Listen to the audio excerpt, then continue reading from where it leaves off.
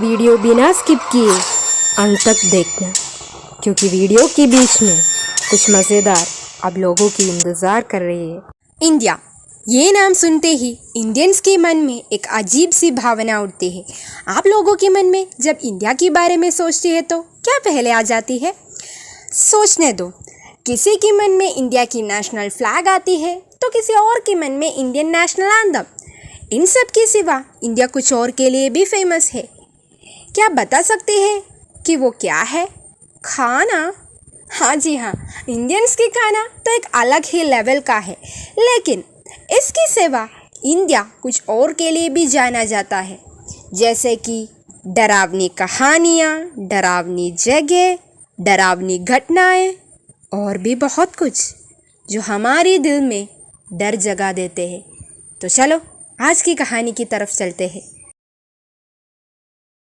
दिल्ली भारत की राजधानी है और इसके साथ ही साथ कई तरह की आकर्षक स्थलों, पुरानी महलों, स्मारकों, खबरों, राजाओं, रानियों और राजकुमारों की कहानियों से भरा हुआ है। आपको बता दें कि दिल्ली सिर्फ पर्यटन की स्थलों के लिए ही नहीं, बल्कि कई अनोखी गतिविधियों के साथ भी संबंध रखता है।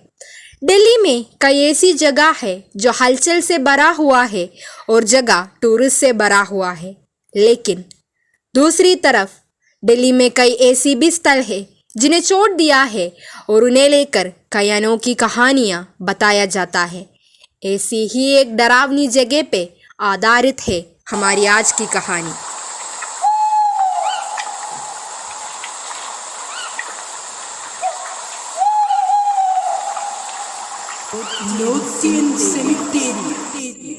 लोधियन सेमेटेरी एक कब्रिस्तान है जिसका नाम दिल्ली की 10 सबसे डरावनी स्थलों की लिस्ट में शामिल है। आपको बता दें कि इस कब्रिस्तान को ब्रिटिश शासन के दिनों बनाया गया था, जो दिल्ली में कश्मीरी गेट के पास स्थित है। इस कब्रिस्तान को लेकर कहानियां बताया जाता है कि एक ब्रिटिश सैनिक जिसका नाम निकोला था, उसे इंडिया की एक खूबसूरत लड़की से प्यार हुआ, लेकिन उसे ये नहीं पता था कि वो लड़की पहले से ही शादीशुदा थी। जब उसे इस बात की पता चला तो वो पूरी तरीके से अंदर ही अंदर से टूटा और उसके दुख में उसने अपनी बंदूक निकाली और खुदकुशी की। कोई लोगों ने ये दावा किया है कि उस सैनिक का सर कटा हुआ उस जगह के पास भटकता है और अमावस की रात को अपनी कटा हुआ सर को हाथ में पकड़कर अपनी प्रेमिका की नाम पुकारकर वो कब्रिस्तान में भटकता है। कई ज्यादा टूरिस्ट यहाँ पे पैरानॉर्मल एक्टिविटीज़ पे रिसर्च करने के लिए आती है। उनमें से एक था वैलेंटीना उसकी दोस्त बेंजामिन के साथ दिल्ली पहुँची थी। वो लोग एक ट्रैवल ब्लॉग बना रहा था। उस दिन कब्रिस्तान में ज़्यादा लोग नहीं थे। वैलेंटीना कब्रिस्तान में आते ही अपना व्लॉग शुरू की। बेंजामिन उसकी व्लॉग को अपनी कैमरे में कैद कर रही थी। वो लोग तरह तरह की खबरों की जांच पड़ताल की।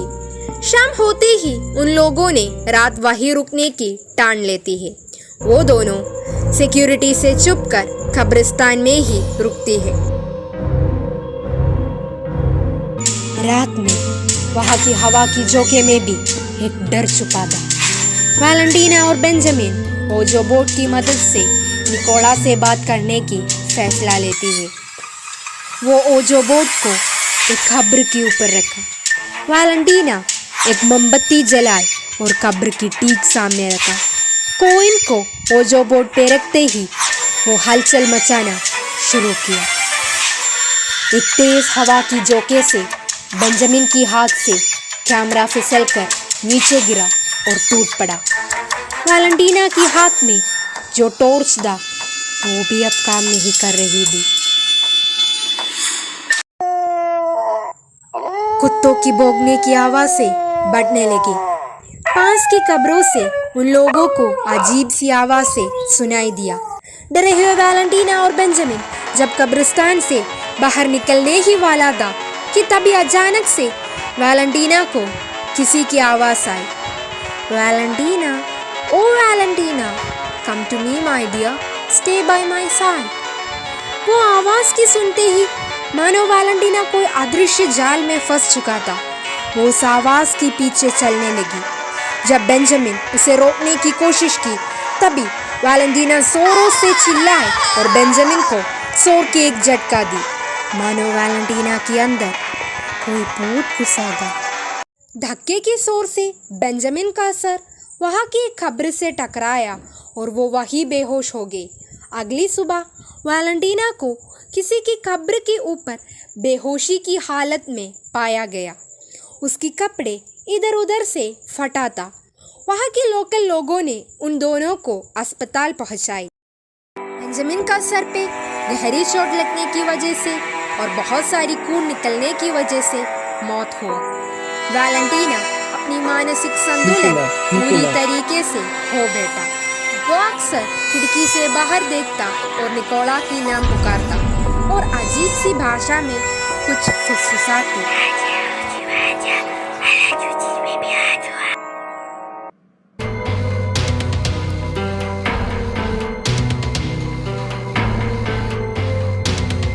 लोतेन सिमतेरी की बारे में और भी कई सारा खबरें फैला हुआ है, जैसे कि रात की वक्त वहाँ पे किसी छोटी बच्ची की भूत भी लोगों ने देखा है, जो अपने माँ बाप को ढूंढते हुए कब्रिस्तान में इधर से उधर भटकता है।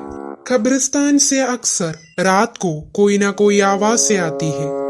मजेदार बात तो ये है कि लोग कहते हैं देर रात होने पे ब्रिटिश और इंडियंस की भूत में आपस में लड़ाई होती है और इसी की आवाज कब्रिस्तान से देर रात होने पे सुनाई देती है। जो भी हो, ये कब्रिस्तान तो इंडिया की सबसे हॉन्टेड जगहों में से एक है, जहां लोग रात को क्या दिन में भी आने से डरता है। तो गाइस, कैसे लगी आप लोगों को मेरी आज की कहानी? जैसे कि मैं अक्सर बोलता हूँ, अगर आप लोगों को मेरी वीडियोस अच्छी लगी और अगर आप मेरी चैनल पे नए हैं तो चैनल को सब्सक्राइब करना ना भूले। यारो, सब्सक्राइब करने से आपके हाथ से कुछ भी नहीं जाता, बल्कि आप एक नई मेंबर बन रही हो हमारी फैमिली की। और एक बात, सब्सक्राइब करते वक्त नीचे दिए हुए बेल आइकन को भी दबा दीजिए, ताकि जब भी मैं कोई वीडियो डालूं तो आप लोगों को जल्द से जल्द पता चले। मेरा चैनल को सपोर्ट करने के लिए मेरी वीडियोस को लाइक करें, शेयर करें, साथ ही साथ कमेंट सेक्शन में आपकी वैल्यूबल कमेंट्स जोड़ना ना भूलें।